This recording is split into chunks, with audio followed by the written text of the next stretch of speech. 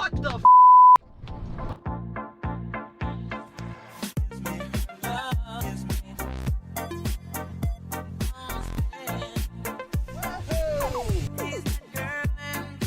So since I got this truck, when it came in on the flatbed a few weeks ago, I got it running, drove it around quick. I haven't touched it since.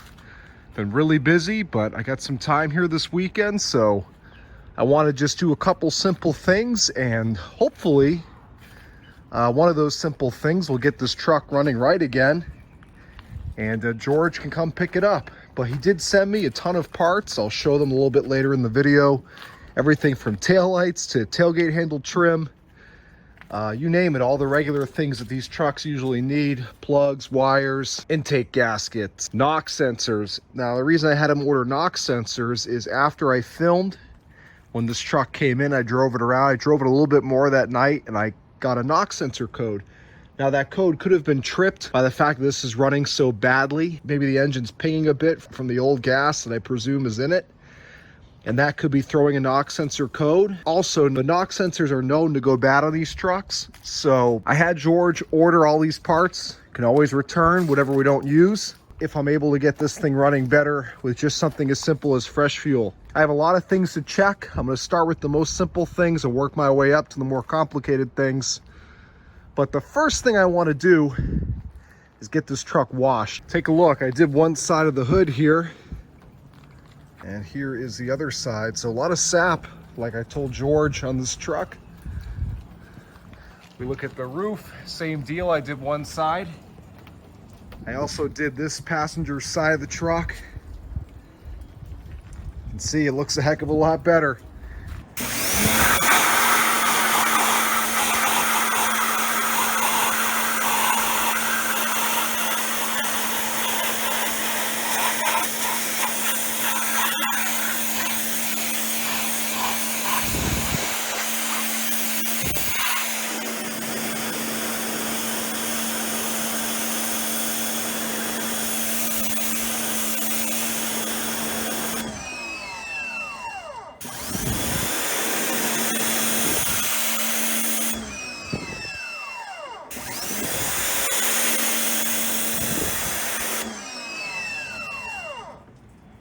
Still washing away.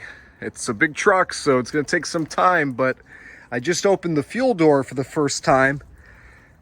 Looks like there was a bee's nest or something in here. My pressure washer just scared me. I might have just blasted it apart with the pressure washer. I sprayed first inside before I opened it because I don't know what's in here. It's very possible that this truck has bad fuel in it, because obviously nobody has put gas in this truck in a long time. I mean, look at all the crap caked on and around the fuel cap and inside the fuel door area. So I'm telling you, once I get this truck cleaned up, I'm heading right over to the gas station, filling her up with fresh fuel and some seafoam. A bunch of these guys came out. I think I showed them last time. So now we know what mystery items the truck came with. A little piece of granite. Got a rake. You get one of those bars you use to break the ground. A brush, a saw blade, another one of those bee things, sprinkler head, brake fluid, that's great, bar and chain oil, piece of 4x4, and another little piece of MDF. But as you can see, all the doors open up, the struts work. Warning, this equipment must not be taken into the magnet room. Okay, so I'm driving the truck to go vacuum it out. Something interesting I noticed, I was just thumbing through the information center here. Engine hours, 38. That's impossible. So I don't know if you can't reset the engine hours. I mean, at least not, you know, here with the steering wheel. Let's see here. No, I mean, I don't know if they replaced the engine and somehow are able to reflash that, or I don't have a clue. That is just the strangest thing. Especially if it's used 9,999.9 gallons of fuel. So you can see she's only got a quarter tank in her, which is good. I'm gonna fill this thing up with fresh fuel, and we'll see if that helps. So I just filled up the tank. When I took that gas cap off, let me tell you, it didn't smell too good in there. I don't think someone's put fresh fuel in this truck in a long time. So I added some seafoam as well, fuel treatment. driver's door no longer opens from the inside or out. I'm not sure what happened. It's kind of a pain in the neck, but life goes on. Okay, so it is the next day. Fresh fuel and some sea foam in the fuel did not help. So here we are next day. I have pulled the plugs and wires. They came out with no fight. It's the same story on all 4 cylinders on bank 1. They've seen some heat. They're older plugs. A little bit fouled up plugs, but they need to be changed, no question. The wires, there's nothing wrong with them. The boots are okay, everything's okay, but we're changing them anyway. They're so cheap. These definitely aren't new, put it that way. I'd say they're older. I mean, a little bit of a nicking right there. Let's see, so certainly, you know, these wires could be contributing as well. I don't think so, but again, they're so cheap, we're changing them. That's bank 1. Now here's bank 2. This is the bank that keeps throwing the knock sensor code, which is probably because this is the side that's misfiring so badly. Usually you'll find a knock sensor code hand in hand in these trucks with a bad misfire. So take a look. These are a lot worse. These are very, very fouled up, bank 2. I'm sorry the camera's not focusing very well, but come on. We don't care about the ground. There we go. Very, very fouled. I also pulled the air box, checked the filter. It's brand new. There's even an extra one in the truck. Mass airflow sensor I cleaned. I started there before I even went to the plugs and tried to run it, and no change really. And I cleaned the throttle body. Really wasn't that dirty, just standard carbon buildup. I'd say honestly cleaner than most I've seen, especially with a, you know, just shy of 200,000 miles. All right, so I'm doing compression tests, starting with bank 2. Let's see what we get.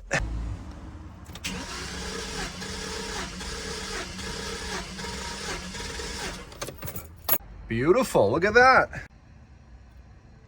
That's what we want to see, 175. Cool, all right, so I'm gonna do that now 7 more times. Before I waste any more time on this engine, make sure I'm not working on an engine that's got a dead cylinder. All right, I figured I'd get a quick little action shot just so it's not just me talking about doing something. First of all, I want to show the OSHA approved ladder and also the fashion approved sandals. And now we'll get back to work here. So again, the beauty of these LS engines is it's so easy to do basic tune-up stuff versus say a Ford Triton or something.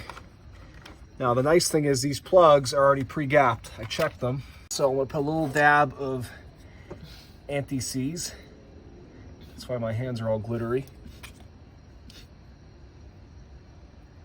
On the threads of the spark plug. And now I'm gonna just, it really is just feel. I mean, I know obviously approximately where the spark plug holes are, where the threads are, but there we go, beautiful. So now I'm just threading it in by hand, pretty much as far as I can. And then at that point, I'll use my built-in torque wrench here, my right hand, and torque it to approximately 25 foot-pounds. I think that's what it is for these trucks. I think my girlfriend's laughing about the right hand comment, maybe in a different context, but what is wrong? Oh, maybe not. Maybe not. By the way, you can see my girlfriend decided to show up to work today as camera woman. It's about time. Where's my ratchet? On these trucks, I like to use this swivel head spark plug socket just because the way the spark plugs are angled, and with the exhaust shield and the manifolds, it just fits better. Put an extra bit of leverage on this. See how I extended out my ratchet so I can torque these things in so hard that George will never get them out. I'm just kidding. I just wanted to get it. Okay, now I'm going to put it back like this. So again, just by feel. Really don't want to go too tight with these. They're not going anywhere. Like I said, I want to make it a little hard for George since he's getting all this free labor. If this ultimately doesn't fix the problem, which at this point, I don't think it will. There is another underlying issue. This will end up fouling up the spark plugs again, but we got to try. Okay. It's definitely still missing. I can already tell. Can already tell. Is it running better? To be determined. Oh, also, I figured out why the radio wasn't working. The fuse was out. Maybe for a reason. Maybe it's got a parasitic draw, but anyway, here we go. Oh yeah, she's still missing. You can feel it just backing up. What the hell is this guy wearing? He's got a friggin' triangle on him. Yeah, we're still missing. But not even close to as bad. Not even close. This is running much better. Finally, a code. Cylinder 8 misfire. We have finally a cylinder. Let's see here. I want to see if she comes back again. Cylinder 8, again, no longer am I getting a multiple misfire code. Cylinder 8, I think this thing was just, plugs were so fouled up and dirty that it probably had minor misfires in every cylinder, but it couldn't figure out the true culprit. And because it did the compression test, I know that all the cylinders have good compression. I've changed the plug, I've changed the wire on cylinder 8. So what does that leave? The ignition coil. If that takes care of the misfire, woo-wee! So the first thing I did after I kept getting that cylinder 8 misfire code is I swapped ignition coils, and I continued to get a cylinder 8 misfire code. But no other codes at this point, no PO300, no knock sensor code. It's running much better since I changed the wires and the plugs. So what does that mean? Well, it could be that the harness going into that cylinder 8 ignition coil is not giving power to that coil. I checked the physical condition of the harness. I didn't see any issues with it, but I'm gonna have to test it, make sure it's putting power out. I'm getting 14 volts like I should be, working the way it should. Makes sense, because I didn't see any damage to the harness. So, could be a bad injector. Okay, so I think we most certainly found our issue. Take a look at all the junk. It's like boogers that came out of the top of the injector here. I've got it pretty much, I don't know if you can see that. I've got it pretty much, there's still a little bit left in there. I'm gonna have to kind of like agitate it out now. I'm gonna spray a little carb cleaner in there while I have it like this. It should help it fall out. But yeah, I certainly would think, and it's like, I don't know what this is. I guess just junk from the tank, but it was all built up in there. You couldn't even see through the injector like you're supposed to. It was all caked up in here. I'm definitely gonna check the rest of the injectors. Got to change the O-rings too. Well, once you pull them out, they're kind of never the same. Change the O-rings, pull the rest, check, clean, throw it all back together. I think this is gonna fix it. All right, here we go.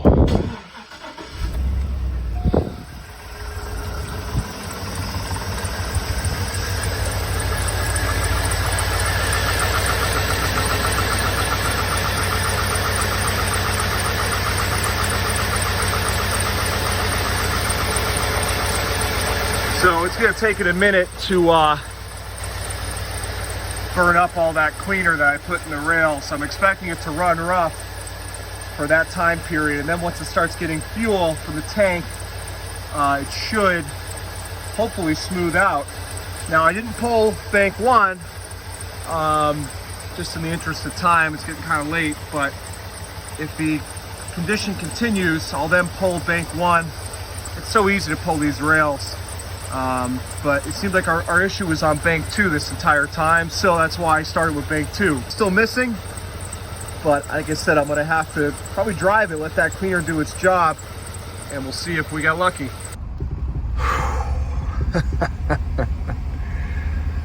Okay, I finally know what it is. 100% sure.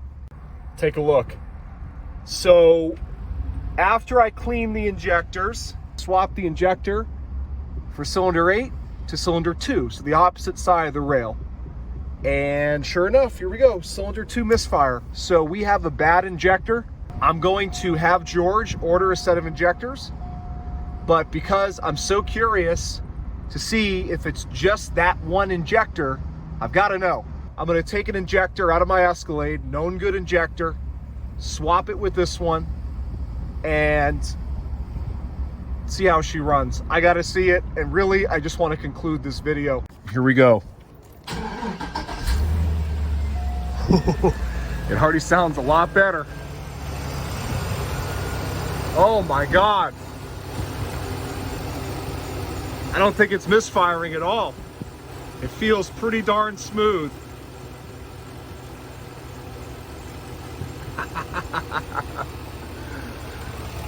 Oh man, this has been a long time coming. She feels just as smooth as my Escalade would. We don't have a flashing check engine light, which I usually have that right away. I mean, it feels smooth, but I gotta take it out for a drive. It's the one way to know for sure.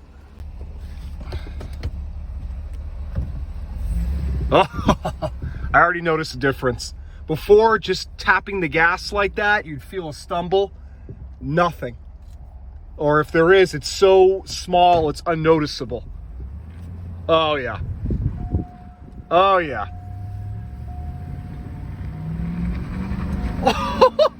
Here she is peeling the tires. She's got it, man. She's back.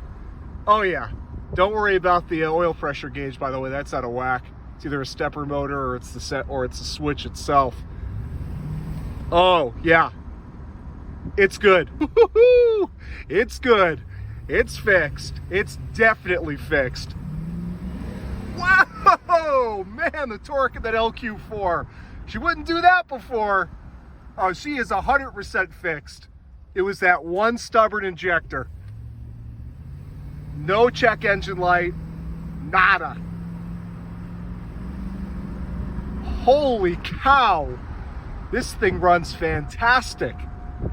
Oil pressure low. I know it's not. I checked the oil. I've checked the oil several times. It's just that switch.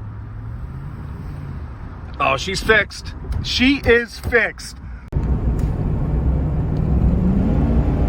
Let's go! Oh, man. She's perfect. She is perfect, man. This thing is running like new.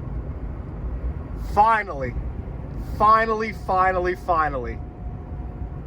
It wouldn't be a GMT 800 if it wasn't for the little oil pressure scare here and there. Finally, finally running like new. She's got it, man. She's got it. This is fixed. All it was one stubborn injector. Look at her. She just wants to go, man. Holy smokes. Holy smokes. 1,000,000% fixed. And it has not thrown a check engine light once.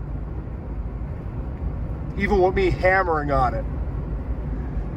Excellent. So let me tell you guys what happens from here. George is going to let me have this truck for the next couple of months at least. I know I've kind of hinted at it here and there, but I am moving in town.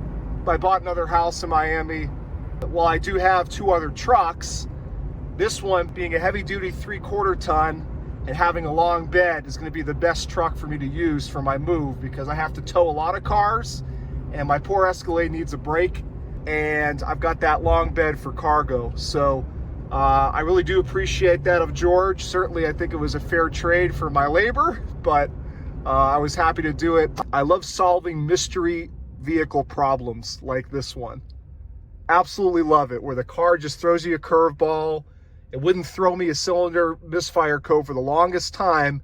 And then when it finally did, I tried everything spark related. It wasn't that. George and I convened. We started thinking it was the injector.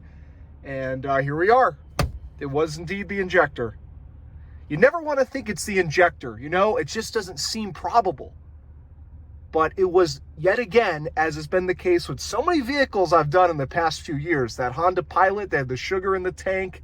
My white Olds 98 Regency. So many times it's been injectors. And sometimes I can save them by cleaning them. Sometimes they're just too far gone internally. And that was the case with this one, because I cleaned the snot out of that cylinder 8 injector and it just didn't do it. But this thing runs like a brand new truck. The other injectors are fine. So she's running awesome. This is absolutely a case closed, fixed. The free GMT 800 2500 HD LQ4 is fixed. It was nothing but an injector, but she got a nice tune-up along the way. Plugs, wires, mass airflow cleaning, throttle body cleaning. I'm sure I'm forgetting some things, but this truck is absolutely ready to make its way up to New Hampshire for George, and before that happens, to help me move. So very happy, very excited. I'm so glad I took the extra few minutes and just swapped an injector over just to put this to rest. And that way I can get you guys the video. You'll be seeing this truck in action soon.